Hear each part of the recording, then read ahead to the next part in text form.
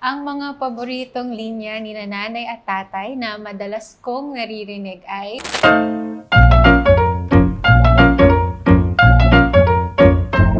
Hoy, ano ga? Kasi matanggay na kami.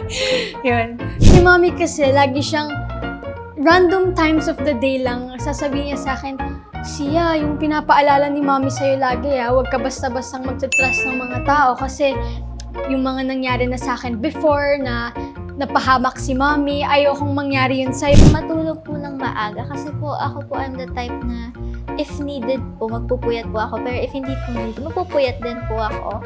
Kaya po, lagi po ako nire-remind din nila nanay at tatay. Saan ka na? Saan ka pumunta? Anong oras na? Ayun. Yung isa pa ay... Abay, kilos-kilos naman. Okay, tumigil-tigil. Ganun. And kay Daddy naman, lagi lang niyang sinasabi sa akin to always do my best in everything I'm doing.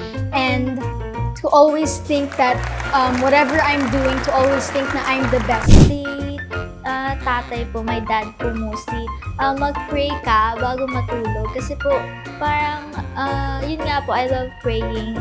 Gusto mo, kunin ko yung cellphone mo. Ayun. And I thank you. Watch Nanay Tatay on October 30 exclusively on SM Cinemas.